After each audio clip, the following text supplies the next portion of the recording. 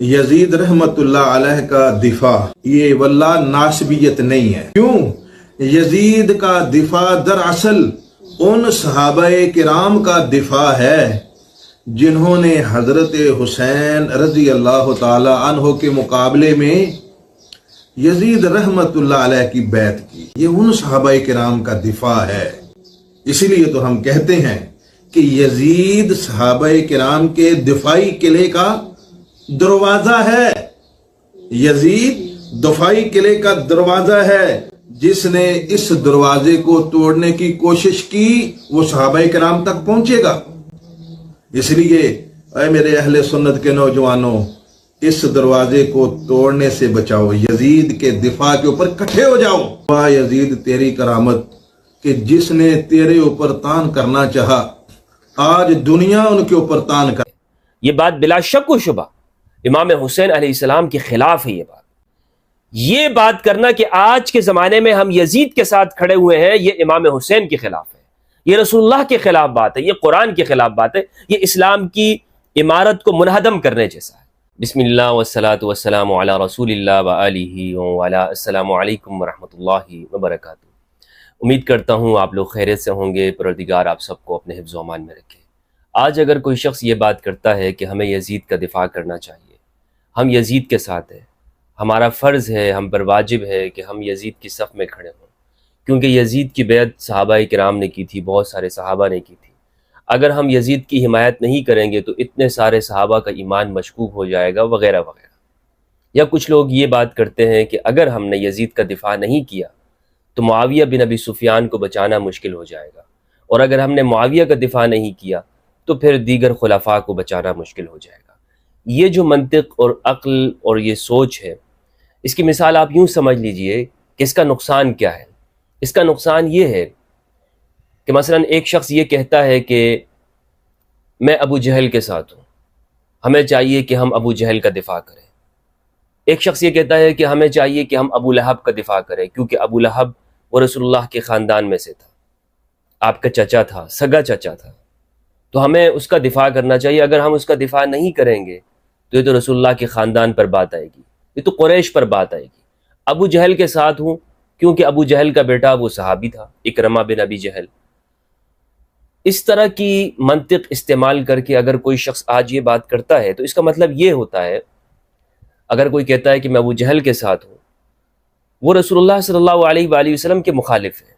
सीधी सी बात ये है कि अगर कोई अपने आप को कुरैश की हिमायत की वजह से उनका दिफा करता है तो वो रसूलुल्लाह के ख़िलाफ़ है, वो दीन के ख़िलाफ़ है, वो इस्लाम के ख़िलाफ़ है। बिल्कुल यही बात है कि कोई शख्स अगर आज बनु उमय्या की हिमायत करता है, बनु उमय्या के फ़ज़ाइल पढ़ता है, बनु उमय्या के हुकूक बयान करता है, तो वो शख्स अहलुल बैत के ख़िलाफ़ है, वो अहलुल बैत का दुश्मन है, वो अहलुल बैत के मुखालिफिन के सफ़ में खड़ा है। ऐसे ही बहुत सारे लोग आपको मिल जाएंगे सोशल मीडिया के ऊपर, और आजकल एक वीडियो चल रही है। कुछ अरसे पहले मैंने एक वीडियो बनाई थी 12 खुलफा के ऊपर। ये बहुत इंतहाई अहम वीडियो है। मेरे जितने भी अहले सुन्नत वल जमात के भाई हैं उन्हें चाहिए कि ये वीडियो ज़रूर देखें। इस वीडियो में मैंने तमाम हक़ाइक़ से पर्दा उठाया है, और वो हकीकतें कि जिसे लोग छुपाने के लिए बहुत कोशिश करते रहे और इसको छुपाने के लिए ही सिर्फ फ़िरक़े बने हैं।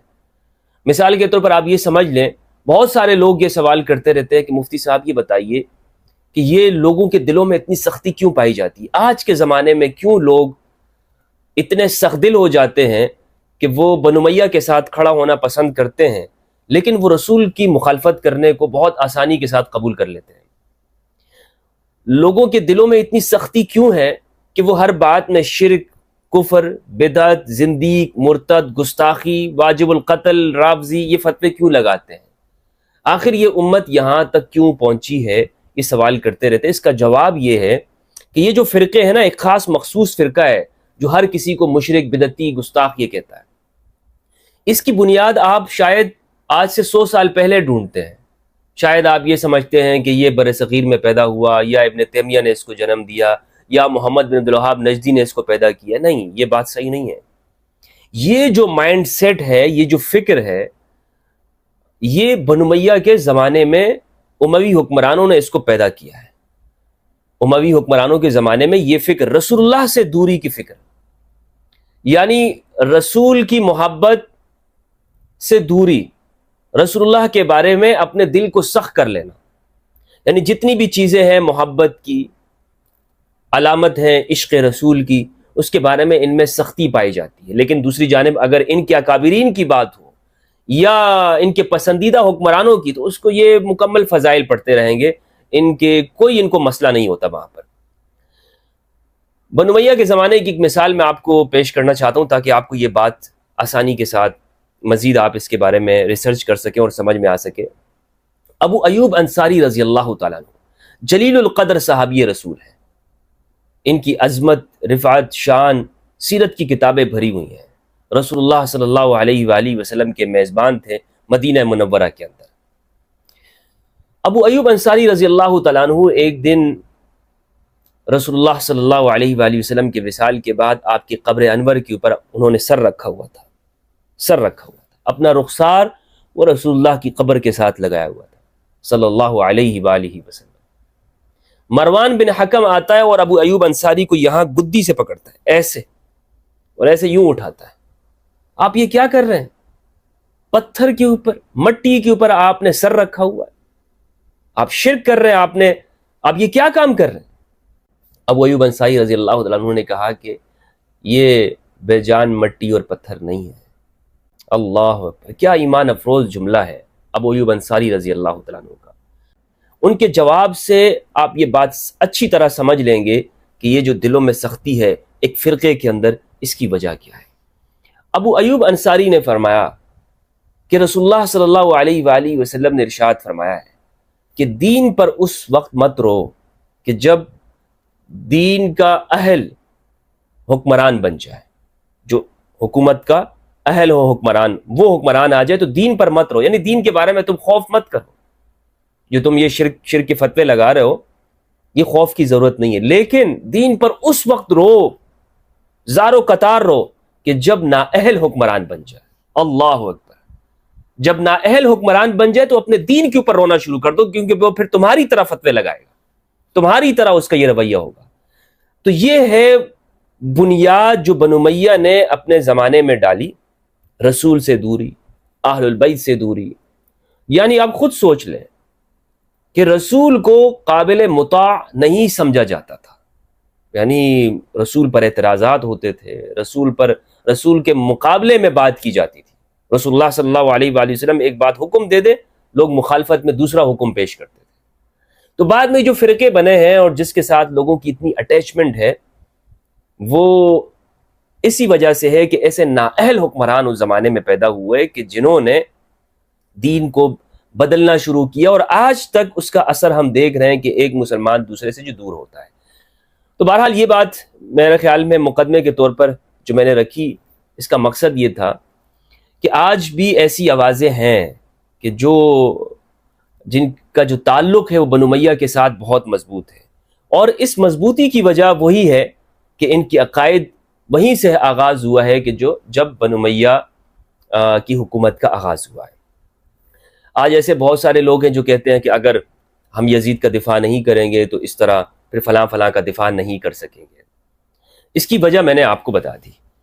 یہ مولانا صاحب بنیادی طور پر ان کا چینل ہے، اس سلفیہ کے نام سے ان کا یوٹیوب چینل ہے، جس پر انہوں نے بنو امیہ کے فضائل پڑھے ہیں، اور اس میں یہ بات یہ کہہ رہے ہیں کہ ہمارے جو 12 خلفاء ہیں ان کے نام انہوں نے بتائے۔ میں نے تھوڑی دیر پہلے آپ سے عرض کیا کہ میں نے جو ویڈیو بنائی ہے 12 خلفاء پر، وہ آپ ضرور دیکھیے گا۔ دوبارہ میں کہہ رہا ہوں اس لیے کہ اس میں نے یہ بات کہی تھی کہ ہمارے اہل سنت والجماعت کی اصح کتابوں میں یہ بات لکھی ہوئی ہے کہ یزید ہمارا خلیفہ ہے، اور ایسا ویسا خلیفہ نہیں ہے کہ جو دوسرے تیسرے درجے قسم کا آدمی ہو، نہیں، دین کو قائم کرنے والا ہے۔ یعنی رسول اللہ صلی اللہ علیہ وآلہ وسلم نے اپنے جو 12 جانشین چھوڑے ہیں، ان میں سے ایک یزید بن معاویہ ہے، ان میں سے ایک یزید بن معاویہ بن ابی سفیان ہے۔ یہ وہ بندہ ہے، یعنی یزید کے جو دین کو قائم کرنے والا ہے، جس نے یعنی خلافت کو اسی طور پر قائم رکھا کہ جس کی رسول اللہ صلی اللہ علیہ وآلہ وسلم نے پیشن گوئی کی اور خبر ارشاد فرمائی۔ اور یہ بات ہماری صحیح درجے کی کتابوں میں لکھی ہوئی ہے. شرح الفقہ الاکبر کے اندر ملا علی قاری رحمہ اللہ نے، منہاج السنہ کے اندر ابن تیمیہ نے، اور اسی طرح قرطبی نے اور دیگر نے، سب نے یہ بات لکھی ہے، شیخ البانی وغیرہ نے، کہ یزید ہمارا خلیفہ ہے. اور وہ جو 12 خلیفہ ہیں ان میں سے ان کے نام گنوائے ہیں. عبد الملک کے 4 بیٹے آتے ہیں. عبد الملک عبد الملک کے سلیمان بن عبد الملک، ہشام بن عبد الملک، ولید بن عبد الملک، یزید بن عبد الملک، یہ 4 بیٹے اس کے آتے ہیں. وہ ویڈیو آپ یہاں پہ دیکھیے گا تو آپ کو بات معلوم ہوگی کہ میں نے اس میں یہ بات عرض کی تھی کہ اگر کوئی شخص آج یہ کہتا ہے کہ یزید ہمارا خلیفہ نہیں ہے اور وہ یزید کی برائیاں کرتا ہے اور خود کو وہ معروف معنوں میں فرقہ وارانہ معنوں کے اندر خود کو سنی کہتا ہے، تو سمجھ لیجئے کہ یہ بندہ جھوٹ بول رہا ہے.